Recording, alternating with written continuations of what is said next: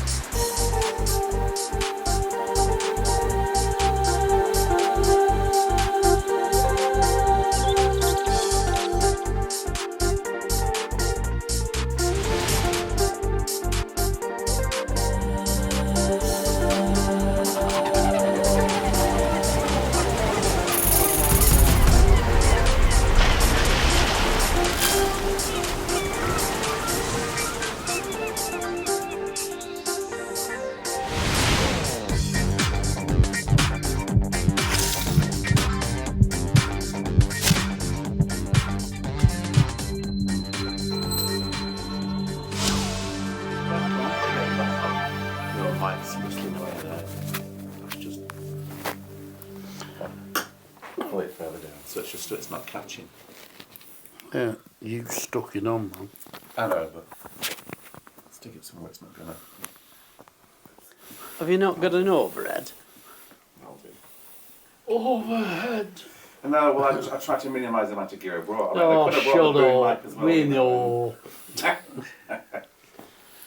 Now then, I hope this finishes before 10. 10 to what? Never. 10 ducks pass by. Right. So are we got rolling? Yeah. So there we were in this cathedral called The Cathedral of St Mary in Truro. And I pointed out to you a picture that was a picture of the whole peninsula of Cornwall. And the remarkable thing about this picture was it showed a sort of aerial view of the peninsula and the horizon, and then it showed a procession of light coming along and moving to the very top of Land's End and coming in.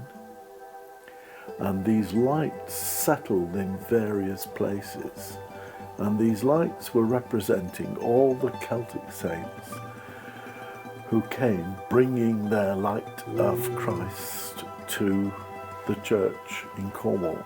So all the Celtic saints, and there are hundreds of them, are mentioned, and where everyone settled and there was a church, there's a pillar of light. And that was the beginning, really, because I thought during this week, try and introduce you to some of those people who brought that light to Cornwall. just a thing about that, because we talked about it previously, because I was on about my eldest granddaughter who saw a shaft of light coming down from the sky, and it really stopped her in her tracks. And how I'd looked at some stuff online and people saying about people who notice things like that they are awakening spiritually. And then you said about this, and in picture form, that's what it's a visualization of exactly that. Yeah. Shafts of light coming in to places and therefore to people, and establishing communities of believers. And these people came, usually say wise men from the east, but these were coming from the west, from Brittany and from Ireland and maybe from Scotland, but definitely over the ocean into Cornwall. And there were scores of them. Hundreds of them, really. And if you go to Truro Cathedral, you can see that picture with all the churches that they founded, that they were, you know, where they preached the gospel. They're all listed. Impressive. What do you think? Did it? Well, I mean, as soon as you described it, it was like, yeah, that's something that we need to see, because I guess before we knew that picture existed, that we had our attention caught by a couple of those characters. You know, Petroc would be one. We knew about St. Piran, but we knew some of those names, and then you see them on The a interesting map. thing, they all have stories with them, Yeah. and myths and legends, which may have been an elaboration or a way Yeah. of telling that story. So we went from Truro and we went to Penhale Sands, where they uncovered the original cell or oratory is the word, wasn't it? Yeah. The praying place. Yeah, we kept coming up with that or finding that word oratory, like on Bards there. Yeah. And I'd always assumed that oratory was to do with Speaking. which I guess Oration. it is. Yeah. But to learn that it's actually a place of prayer again was, Yeah. that was quite So something. we laboured, didn't we, over the Penhale Sands, which were largely dunes, and it seemed to go on forever. I limped over Yeah, you did well, man. until You we did well. got to the place itself, which had been surrounded by a concrete wall, really, to preserve it, because from time immemorial, the dunes move and they cover the place with sand. But to protect it, or try to protect it, they'd put concrete blocks around it. But there you are. And do you remember the story of Piran? That was the guy with the millstone. Yeah. Oh, yes. Yeah, that was quite a story. He came over from Ireland, apparently, and he was tied to a millstone. Now, I suspect that somewhere in Ireland he preached and people weren't very happy. So one of the punishments was to drown people. But instead, the story goes, he arrived in Cornwall, having sailed across the Irish Sea on the old millstone. And then, of course, he becomes a patron saint of tinners, because it said that when he was on the beach with the stones, he must have picked it up some tin on some ore, and as the stones blackened, the white tin came out, and so you get the cross of Cornwall or the flag of Cornwall, black background, and a white cross, which is a white hot tin. And tin's an interesting substance, because tin doesn't go rusty; it stays bright and shiny. So that was the beginning of this fella who somehow even maybe survived punishment and arrived in Cornwall, and is remembered to this day, because that's all these saints who came were in the 5th, 6th, 7th century. Yeah. See, that I think that's another really significant thing, is that they are, as we found in Wales as well, that they have been remembered for like 14, 15, 1600 So years. they It's like made an impact, a they made it, difference, obviously, probably by their behaviour. yeah. Yeah. Just a hope about the millstone, because we know the millstone from the new story, and Jesus saying about that's not a retribution. What's the word? You'll be ground like flour. Yeah, but I'm thinking about those who lead little ones into wrong. Yeah, it would be better if a millstone were cast about their neck and they were thrown into the sea. deep. So here you have this, presumably by the pagan world, of tying a millstone. You're leading our kids astray. And it's flipped it on its head. Yeah. Because it sounds like he's walking in the kingdom of... Which is what the gospel always does. It flips things over, doesn't it? All the time. Because rationally thinking, you think, somebody's making this up, aren't you? But this is the age of miracles still. Oh, God's actually seen somehow in remarkable ways. I forget where we went after that. Sorry, just on that line, you mentioned about a lady, or am I jumping ahead, who also came on a leaf. Ah, well, that was a place we managed to get to, and we got to it, didn't we, just as the sun was setting. And the lady who came was sent here. Yeah? Oh, was this where we went up to the chapel on the Up hill? to the chapel on the hill as the sun was Yeah, as the setting. sun With was setting, Sia yeah. sailed across on a leaf, St. Ear. So the church in St. Ives is named after St. Ear, and it's still St. Ear. And we did actually stop somewhere else on the day your mate had a birthday. We stopped at Le Lant, St. Anta, which is the beginning, Andy Rain, with the beginning of the Camino in Cornwall, Camino and the walk of St. Michael's Way, which is the beginning of pilgrimage, really. No. And I don't know a lot about St. Anta. Sometimes the stories are totally lost. Yeah. But the fact that Church of St. Anta has been there since the 5th or 6th century, and often they made, although there are stone churches, you remember the Celts really didn't build with stone because they were pilgrims, so they built with wood. And they really built a shelter over an altar or a preaching place.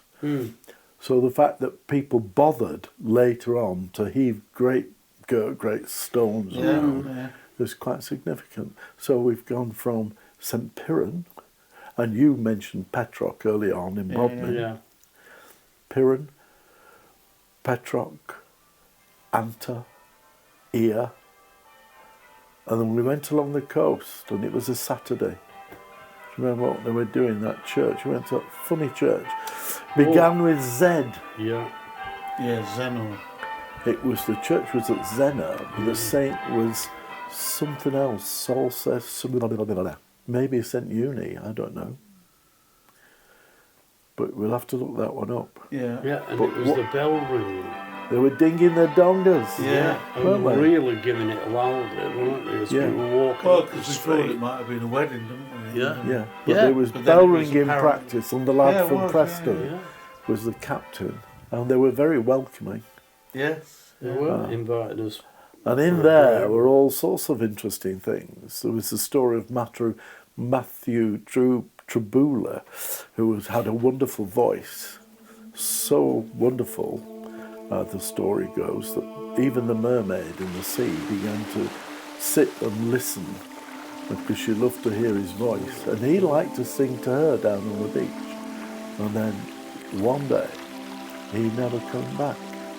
And they always thought he was sort of lured into the sea by the mermaid and Zena. But the other interesting thing about that, there was a boat hanging from the ceiling of the church, and, where a missionary had tried to go round the world, but he was like other missionaries we heard about later, who tried to go South America. Yeah.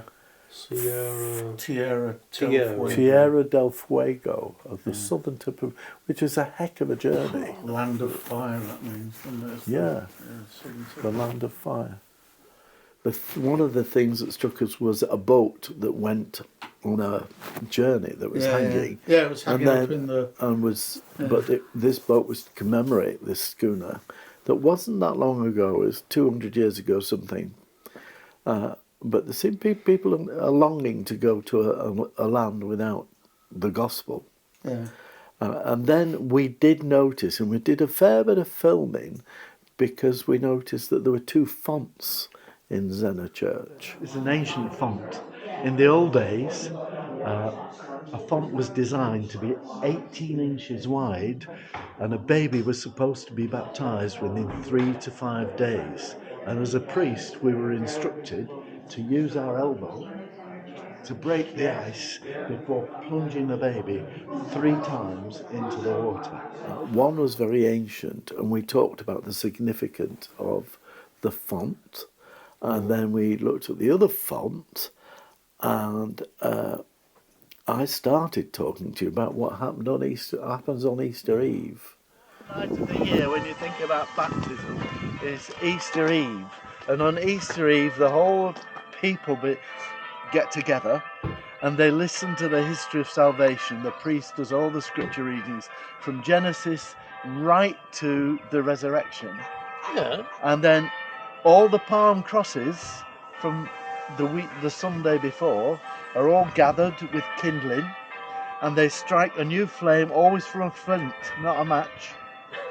Right? So it's a new flame, light the fire, and then they light a taper and light the Easter candle. So you imagine a huge candle, the bigger the better. So you get this huge candle, and the priest says, "This is the light of Christ." And everybody shouts, "Thanks be to God." And he then gets his thumb, maybe with some oil on it, and makes the sign of the cross. And then he says, "This is the year of our Lord's resurrection," and puts the date in the corners, 2225. He is the Alpha and the Omega, the beginning and the end. And he says, "The light of Christ," and everybody shouts, "Thanks be to God." He progresses through the church, and everybody lights candles. So the whole church is alight, like those candles and flames we were talking about. And the last thing he does, he comes back to the font, and the water is in the font with a bit of salt, and he plunges the candle in and said, "Christ is risen from the dead. Alleluia, alleluia." Great shout. And then they continue with the communion service. And that's the first communion of Easter on Easter Day, not Easter Sunday. We always refer to Easter Day. And we're walking down the road. So I explained all that to you when you met a man. Yeah, Afrikaner. Afrikaner. Yeah, from Cape Town. Who, interesting, was talking about white guilt. Right, and he didn't mean silver, did he?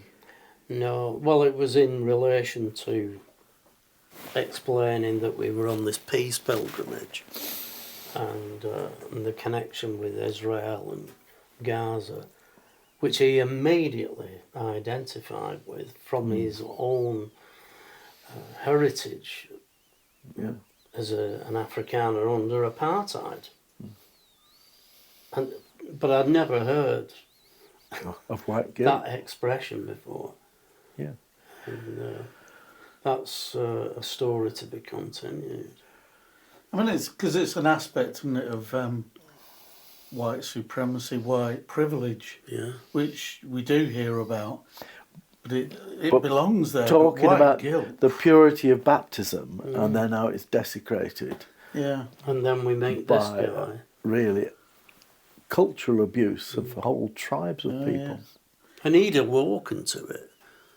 It reminds me of another Afrikaner who got in touch with me a couple of months after what happened on October 7th. And he said for him, it was the second great awakening in his life. And the first was to awaken to the heresy of apartheid. Yeah. And the second was Christian Zionism, which he'd laboured under both of those things. And they were like scales coming off his eyes. Yeah. And then we went a long road through the very rugged north coast, really. And I thought we'd go way out to one of the two capes. There's Cape Wrath in the far north of the United Kingdom. To the only other cape is Cape Cornwall. We went to Cape Cornwall and we climbed right up to the very top of Cape Cornwall and had a good look around. And when you turn round from the top of Cape Cornwall, what you see, but in a field, there is St Helens Chapel. And you haven't connected that at all. St Helena. No, I haven't. No. St Helen, of course, was the mother of Constantine. Of course, Constantine was proclaimed emperor in York, up your way. If you go to York Minster, outside there's a statue of Constantine.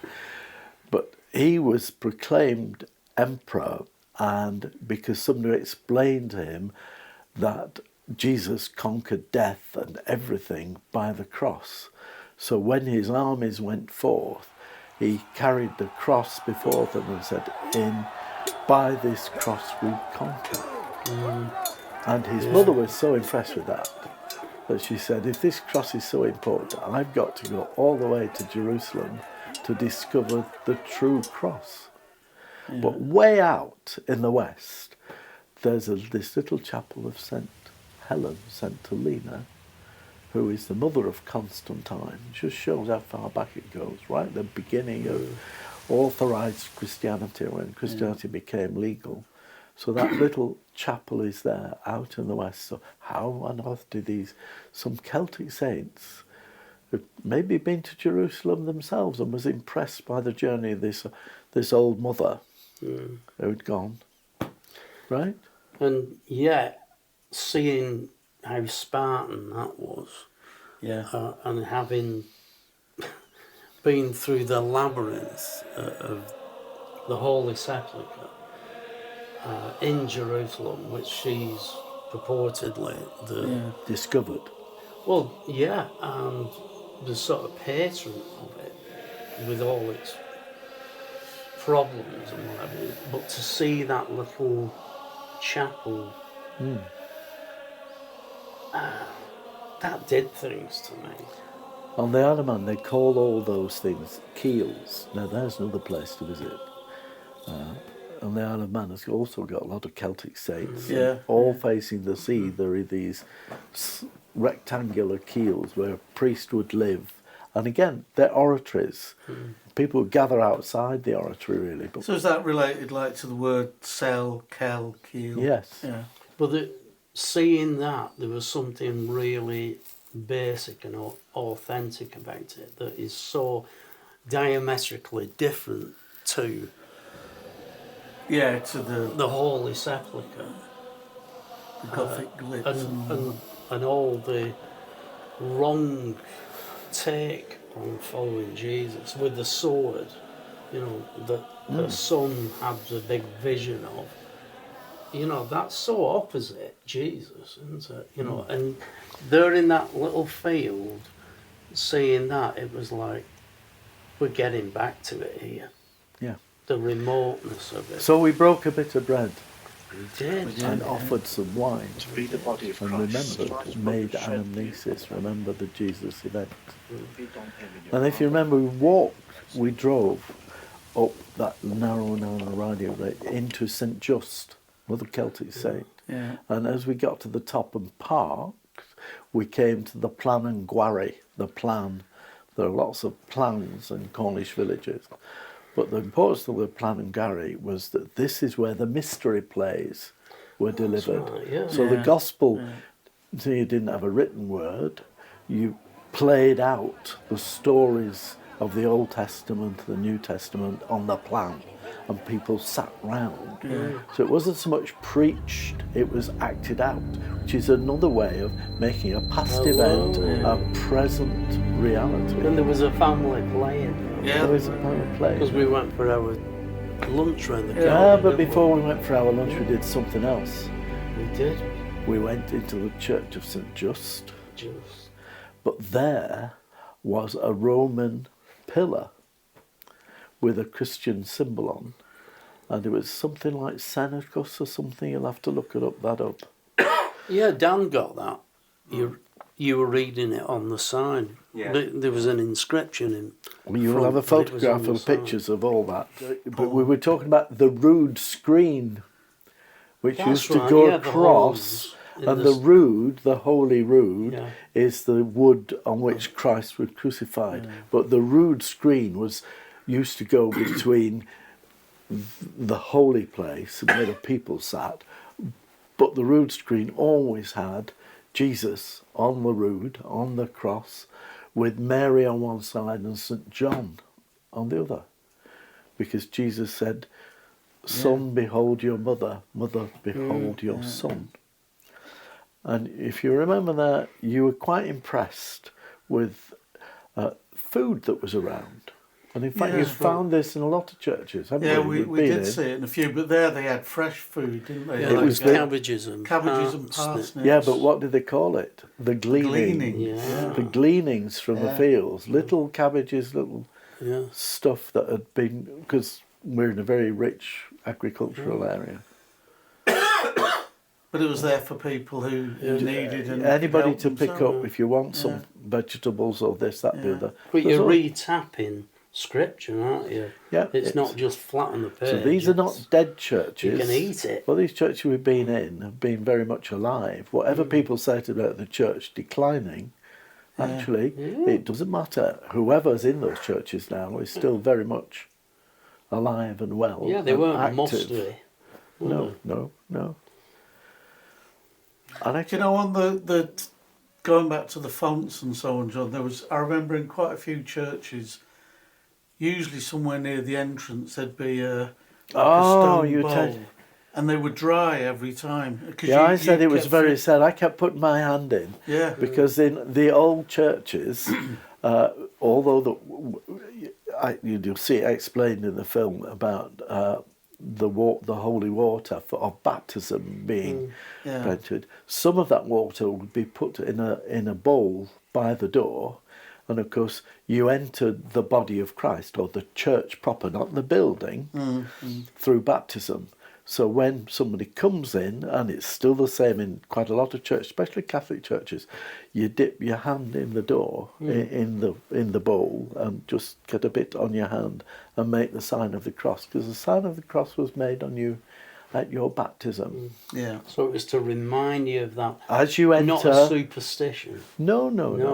It's the beginning. I am entering into what I already believe, but I am signing myself with the sign of the cross as I was signed at my baptism. Yeah. I mean, would you call that another form of anamnesis? Well, yeah, we do anamnesis. We relive things, don't we? Yeah. We make past events present realities. Yeah. I'm glad you explained that, because from an outsider's point of view, of the trappings, when I've seen people doing that and genuflecting and all, it's always seen in a superstitious way. Yeah, and but it's worshipping with the whole body. But you're opening the door on this, and it's not that at all, is it? Or the proper take on it is not that. And then we went all the flipping way to St. Land's End. Yeah, we did. Yeah. And the mist came down. And we went to the big pagan area of Cornwall around St. Birian. And guess what it said? We pray that this door will be open. And it was locked. And it was shut. And how many was that? Well, that was probably number 5 or 6, I think, that we found. Locked again. Oh, no. That was really more or less the end of that day, I think, as I remember it. Yeah. The weather came in like nobody's business. Hey ho. I'm sure I've missed somewhere else. Well, I'm thinking of the one about the Spanish. No, we didn't, even though it got misty, we wound our way towards Paul. Yeah. Right? The Church of St. Paul. It's not St. Paul like Paul the Apostle, but St. Paul de Leon. Yeah. Who was Paul Aurelian. Remember? Who was an Irish lad, ordained at the age of 16, and that church was really impressive, wasn't it? Because as the Armada carried on, it didn't just end in one day, but the Spanish troops came and burned the church down there. Yeah. And there were bullet holes. 7 years later. 7 years after the official Armada had ended. 1588 is when the Armada was spotted off Plymouth, but 1595. So there we go. At the Armada actually landed down the bottom, right? And the Spanish troops came up here with their muskets and fired, and they fired into the pillars here. I can't find the pillars, but they came up this far, and then they got attacked by the locals. But they went over to Penzance and tried to fire Penzance. They didn't succeed. Some people died. But before that, Paul de Leon, Paul of St. de Leon in Brittany, had come over and preached the gospel up in that village. Well, the founder of this church came over from Brittany. He was a Breton bishop, a Celtic bishop, St. Paul de Leon, St. Paulus of Leon, which is in Brittany. Yeah, yeah. And his motto is, "Blessed are the peacemakers." And at the top it says, "Pietas Caritas," holy love. Peace, blessings, love. Don't you just love it? Again, there was a story of the 3 Johns. Yes. Three Who'd gone to missionaries. South America. Same place. Yeah. A heck of a long way from here. It couldn't be further, could it? But they were as we live on the edge of the world, they were going to the edge of the world again to preach the gospel. Yeah. So and there was the other person there who was the last Cornish speaker buried at Paul. Yeah, Dolly Pentreath. A bit foul-mouthed she was really, but she was monoglot. She only spoke Cornish, but she was a brave woman. Because when the press gang came to press people into the Navy service, it was said when she heard they were coming for the lads in the village, she got hold of a stick and beat the living daylights out of them and cursed them in Cornish, so they were scared to ever come all the way back to their ship. All the way back to their ship. They would never come back to Paul to try and recruit people. Yeah. And we sort of skirted round Mousehole. I told you the story of Tom Borcock's Eve. Yes, you did. So that when Mauser was in famine, just before Christmas, Tom and his cat went out on his boat and caught loads and loads of fish and saved the village from hunger. And that's how we get stargazy pie. Right, with the heads sticking out and the heads and tails sticking out the pie, which they still have. And on Tom Borcock's Eve is the day before Christmas Eve. And on Tom Borcock's Eve, the villagers gather to give thanks for Tom Borcock. Whether he was saint or not, I don't know, but he was a very brave lad. He saved his village by going and catching huge amounts of fish in rough weather, the wrong time of year, midwinter. So there you are. Where we go from there? Do we come home then? On that. Yeah, but didn't we? Shannon's Cove. There's a yeah, we went down St. Senan. The sea was roaring and waving. Yeah, it was pretty lovely. And there was the lifeboat there. And there was the roundhouse with the capstan. That's right. Where they pulled in the boats or the fishing nets. And you took pictures of the great capstan. And the house built on top of it. It was huge. Actually, because I imagine. Well, the only ones I've seen are probably half, maybe even. Well, there's half. lots of men taking it round, and sometimes you got pilchards and pull the whole net in that way. Right, living close up to the elements. Right, experiencing the power of the waves and just sheer courage really and power, and some fantastic waves coming over. Oh, there were. Yeah, it was rocking it, wasn't it? Yeah. And today it was, well. But another church that was closed, St. Senan, was closed. But all these are still places where saints came from Ireland or Brittany to the end of the world. And I was telling you about the woman, Professor Michelle Brown, whose house had a Phoenician passage underneath, where she still writes in her book about the theory of everything, which is really about Cuthbert, St. Cuthbert and the theory of everything. But the fact that Cornwall was the gate to Europe, all the things come in. Which makes sense geographically, doesn't it? But again, on this journey, we've heard more and more, like on Barnsley, about how the seas were the highways. Oh, yeah. Well, the Irish Sea was the highway for the West Coast. On the East Coast, you get Vikings and all sorts of things, but on the West Coast, you've got the monks. And we were talking, weren't we, the other day about, I was saying all this happened in the Dark Ages. Oh, yeah. Yeah. Remember? Well, there was a lot of light going on. Yeah, but when the barbarians flooded Europe and Rome was sacked, Yeah. the gospel was in Ireland and in the West, and they kept the light shining. So people like Columba and the Celtic saints all went flooding back into Europe. And Columbanus got as far as Bobbio, which is not far from Florence and Pisa. And they went even further. They certainly got as far as Rome.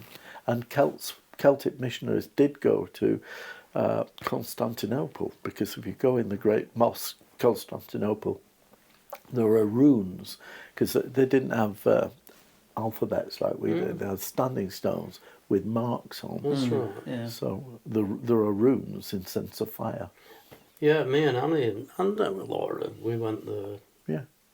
Yeah. So the Celtic saints 19... certainly, and they were the ones who were always being, casting adrift in coracles, let the Lord take us wherever. Very brave. So. Yeah, I think that's another thing that we've seen a lot of, is the starting in Wales with St Crannog, how they were prepared to travel. Yeah, like he had everything on him, didn't he? On He that did. statue. Well, Bedroll. And on you his even back. talked about a portable. Oh, well, yeah, I think we took a picture, didn't we, in another church recently where Madron, was it? Madron, in Madron Chapel and Baptistry. Yeah. There is a stone altar. And there was a piece cut out because priests sometimes carried an altar stone which had been consecrated.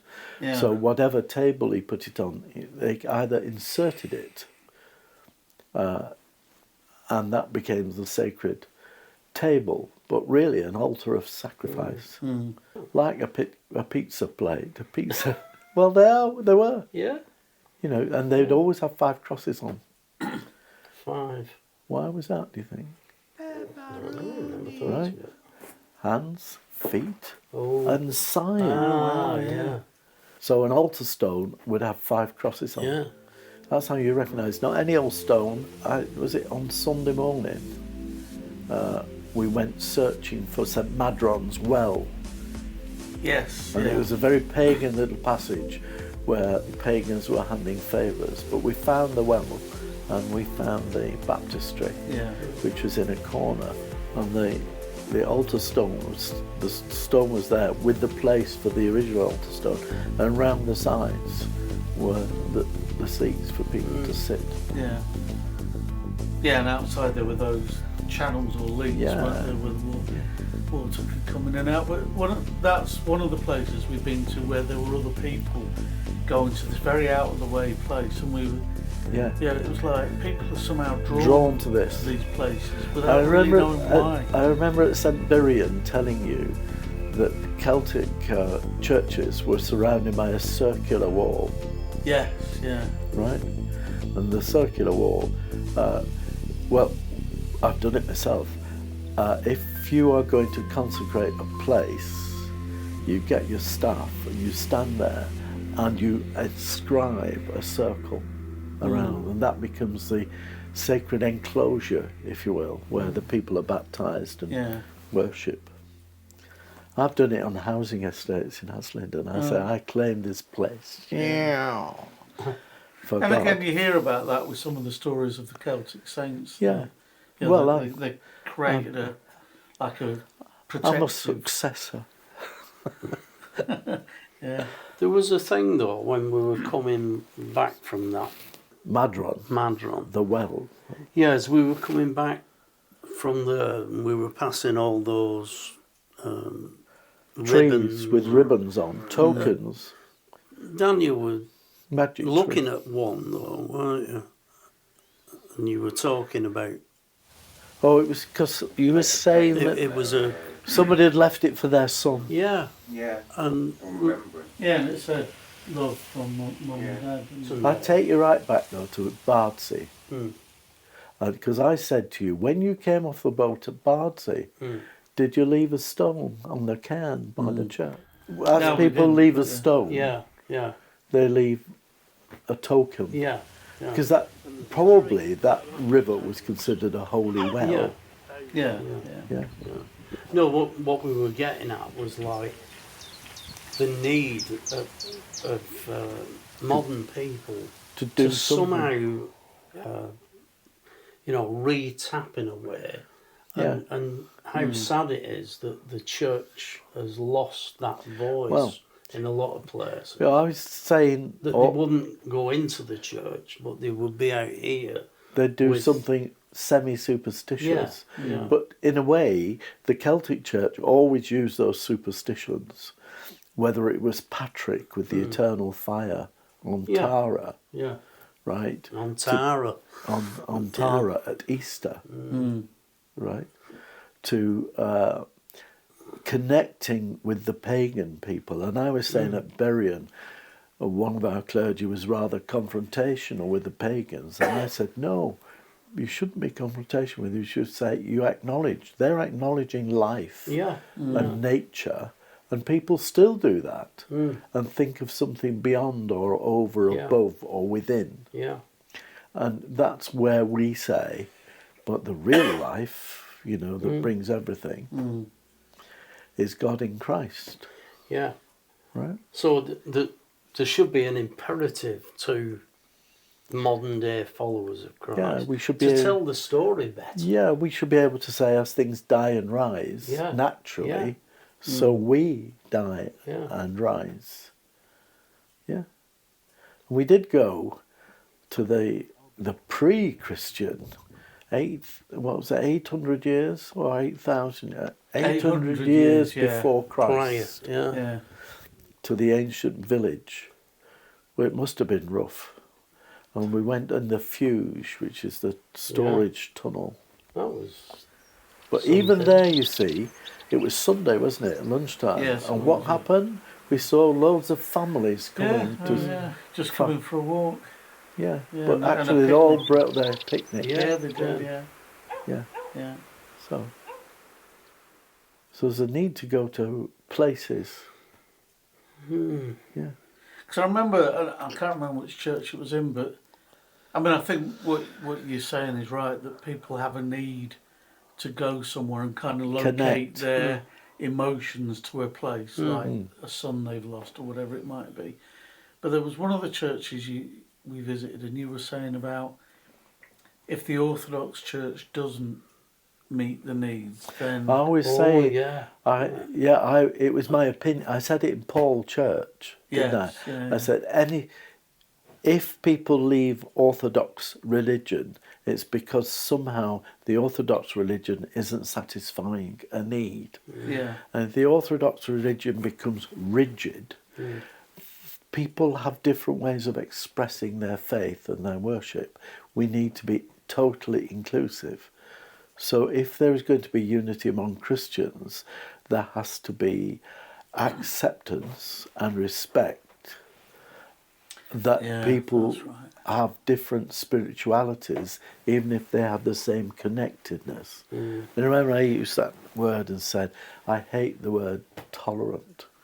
yes, yeah, We shouldn't tolerate anything because it just means putting up with. yeah, What A we should lumpy do cow. is enter into dialogue and respect other people and recognise that there are stages of development of faith, and also we respect that our spiritualities may be different, but they're valid for us, especially if they result in love and charity, and not just good deeds, but belief and most of all hope. I think because people are hopeless. yeah. Because you concluded that bit, I remember, with, and I can't remember the exact words, but it was around what we need is unity by appreciating diversity rather than Uniform. some people they want unity by uniformity. We all need to be the And same. of course, no, we're not all as the a same. psychotherapist, I would say if anybody says they're absolutely right and they know everything, they're mad. Always beware the person who says I am right. Oh dear. And even a scientist, really, because scientists say this is a fact, which science is only provisional until you find an alternative fact Yeah. Yeah. that moves it on.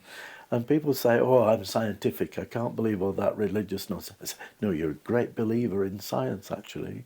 Yeah. You're a great believer, probably stronger believer than me, but you're going to be constantly disillusioned because, you know, we find out more. Yeah. Yeah. Our knowledge enhances. Our knowledge is provisional. It's as much as we can And see. that's up to actually what the Bible here, says. Here we see through a glass darkly, Darkly. but then we shall see face to face. Panim, El El Panim. Panim. There you go.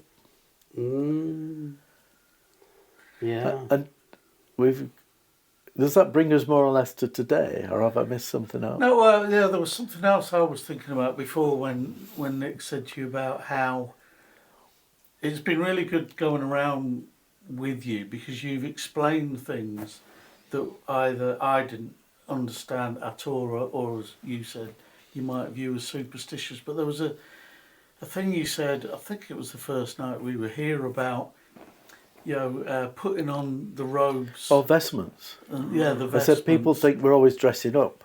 And I said, no, it's the opposite. Yeah. We dress down because when a priest gets the vestments, he's identifying with Christ. So you put on your white baptismal robe,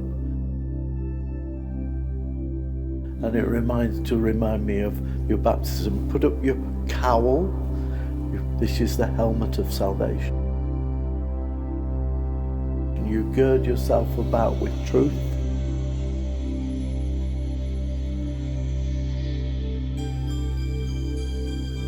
Right, and then you put on the garment of a free man, which is a chasuble belt. And the chasuble may change colour.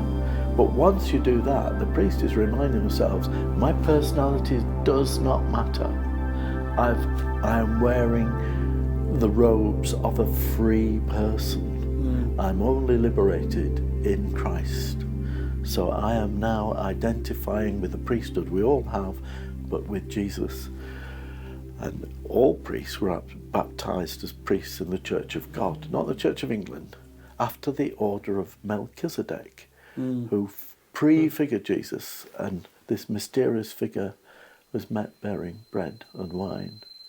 So we're not dressing up, we're dressing down. Often in independent chapels and all the rest of it, the charisma of the preacher matters more than what they are or what we do. Right?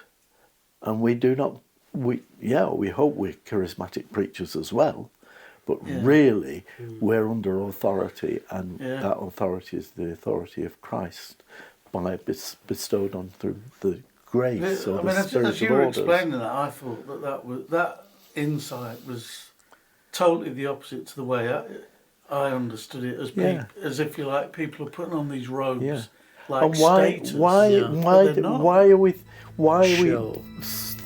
do we swing incense? We don't do it all the time. We do it very often on special occasions because we're copying Revelation. A Eucharist with people singing is like angels. It's like the book of Revelation. This is a glimpse into heaven, right? Sometimes over doorways, this is none other than the gate of heaven. It's on the cathedral doorstep, actually, over the door, right? And sometimes it says, beware, for this is the gate of heaven. Yeah. Right? So it these should are be the, on the lintel. But the it's prayers of the saints, the incense. But it's that whole holy stuff, isn't it? And of course, what were the gifts that Jesus was offered? Right? Gold. How we use gold is vital. What is it to be used? Frankincense, right?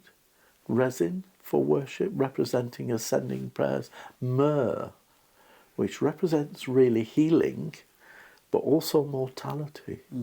It's what you anoint Anointing for death. bodies with. But it's also used, you know, when you, like my grandma used to put nip bone on my knee. Yeah. But we used to Right? grow We that. still put nip bone Yeah, on my knee yeah. with a bandage round and say, that'll get better then, don't mind. And my knees are all scratched and whatever.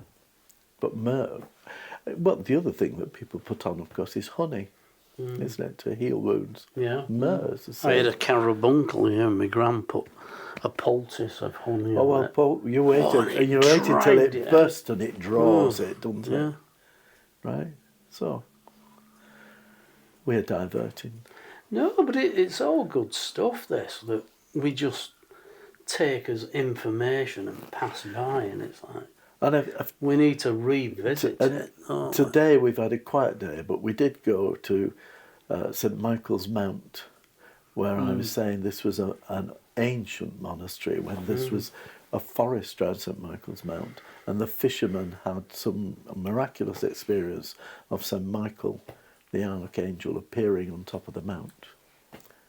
So, And it's, and there's been a monastery there forever. There's still a chapel there where the Christina, the Queen of Sweden, who was blind, went in retreat up there with the monks and was healed of her blindness. So she'd be able to see for miles afterwards from top of there. and there was the connection with San Michel. Or with Mont Saint-Michel. Mont. Yeah, some of the monks came from Mont Saint-Michel to set up the monastery, but I think there were Celtic monks there before.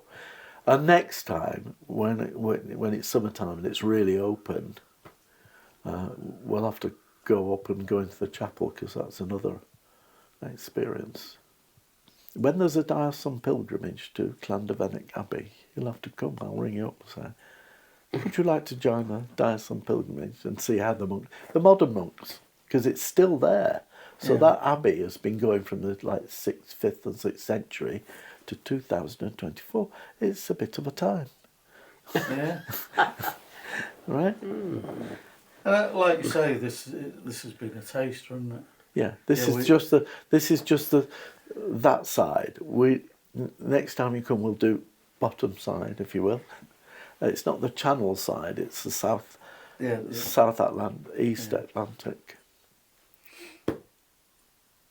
Well, Certainly been an appetizer, John. Anyway. How many days you been here? You arrived on Thursday. We did note on Thursday, so it's Friday, Saturday, Sunday, Monday. 4 days Yeah, of we've exploring. Yeah. How can you say, the beginnings of Christianity in these islands. Yeah. yeah. I don't know about you, Dave, but my head's sort of spinning with it all. And it isn't. It's not history, is it? This isn't just like, oh, I'm interested in the history. Oh, Because all it's of these his people story. it is. Yeah, his story. These are our But ancestors. it continues to have impact, doesn't it? That's the key. How thing. many? Although we've lost the stories of some of these saints, Yeah. it doesn't matter. Their names are remembered, right? Yeah. And they're still, people are gathering round what they brought. Yeah. Still. And like you said, where some of it is, if you like, semi-mythical. It's fanciful. Isn't it? Yeah, fanciful. That's a good way of putting it. There's like going out and fishing. It's about provision, isn't it? You know that because that would have, if it saved a village, it saved a village. Yeah, they would have Yeah. starved. Tom Borcock So yeah, was I'd a bit never of. heard It that, must have but- been a saint in a sense, Yeah. but they're still gathering on the eve of Christmas Eve to sing all the way around the harbour how wonderful Tom Borcock was. but I mentioned something the other day about why are we on this journey now? Why are these voices speaking after all this time? I think it's for this new season that I we've also come think into. the Celtic That's the key point for me. Celtic saints are huge witnesses, very courageous, very confrontational in a most benign way. they're not afraid to challenge and stand out like sore thumbs in literally a cruel world, a rough world. And they gathered families and tribes round them. Say, It wasn't when they came, there were none of these churches. There was just a well or a post where people preached, or a tree. And and the stories are about lone individuals, but there's also then a community forms around. Yeah, who were very. They left a legacy. Yeah, didn't they? The question is, what sort of legacy are we going to leave? Yeah. Will it be annihilated, or will there be stories? Right. Well, that's the next part of the journey. Because the story is important. Yeah, it really is, and we're not trying to emulate. So them, instead of saying next year in Israel, it may be later this year in Pembrokeshire. Yeah, I'll take you around the Celtic sites of Pembrokeshire. I think we've been there enough times. So but use a particular patch. Yeah. Or the patch from Land's End up that way. No, I was meaning Jerusalem. No, it is. It's like, so what have you learned? And what are you going to pass on, like you say, a legacy? As we've been carrying these broken hearts with us. Now, some people may think, it's a bit artsy-fartsy. But for me, it's a continual reminder. And going back to that, where we, the ruin with the brick wall around it, the concrete wall. Yeah. No, Pyrans, yeah. And we were wanting to just hold those little broken hearts up. And you'd seen that chunk of wood on the side, hadn't you? And he said, maybe hang them on that. And then I picked it up, and there was 2 nails on it. And I hung them on. And all of a sudden, the wind blew and started to spin them and weave them round. And you see in Israel, Gaza. And they were like intertwined. And for me, it was going back to... In a way, that is, how can you say it, a parallel or a parable. Hearts, really. I was telling you about Pope Francis's book, but where is it is it in Isaiah? I'll take this heart of stone and make it a heart of flesh. Yeah, Jeremiah. Well, these people must have loved and felt to leave that legacy. Yeah. But what I loved about it was the input of the wind, and this has happened to us before. When we were doing the bowl video.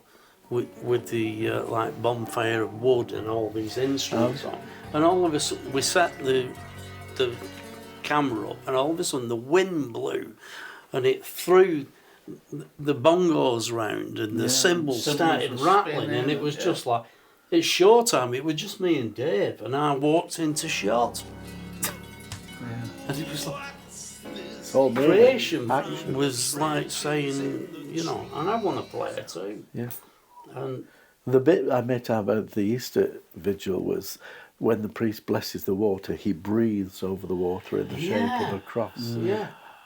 In the beginning, and the Spirit moved over the face of the waters, and it came alive.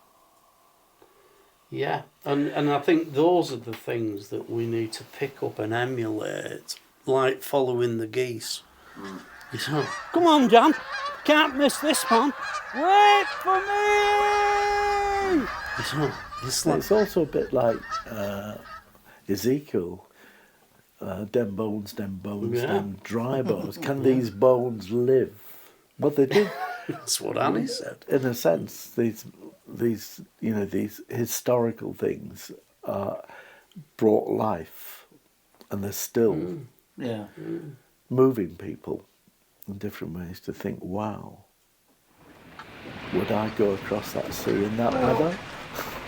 You've seen what it's like. Well, there wouldn't be any legacy without... It's the life that's left a legacy, isn't it? Otherwise they'd just but be the dead courage and in forgotten. setting off in your little coracle across that sea. And today, the sea has been lovely, really. But the few days we've been going wrong, it's been raging and swelling like nobody's business. Just one thing I'm reminded of is like the input of the creatives as well. Yes. We The were at your artists. daughter's today and all that artwork. Yesterday we were at the artist At Tremonier Sculpture Park. Newlyn artists and meeting Viv there and the stories that he had And I to was tell. waiting for the wind to come and blow so the temple would shake. It didn't. I think it blew in the exhibition place. It was Yeah. something going on Yeah. Well, there you are. there. But it, yeah, and that for me is the big hook in all of this. Is how can we flesh this? You see, I think stuff artists are amazing, aren't they? Because out. people would say art is a bit of a waste of space. But Yeah. people Yeah. so say that it's only daubing or whatever. But actually, it really people were feeling the need to express themselves. There's the spirits moving them to either paint a picture, draw a drawing, or create an amazing visual, installation, really. Yeah, that other people relate to. Yeah, I think that's the thing. But the other respect, you might say, well, I wouldn't have that in my house. But at the same time, you say, actually, I spent a lot of time on that. Not my cup of tea, but obviously they needed to do it. And maybe I need to appreciate them for doing it, even if it's not my scene. A bit like that with music as well. Yeah, but because art Or books. communicates emotion, doesn't it, and experience and Yeah. story rather than Yeah. science and facts and data and. And isn't it information. interesting, Dave? Well, Dan won't like this maybe, but all those scientific textbooks will be redundant, but stories will carry on. Yeah. Science can't stop, but stories live. So, finito.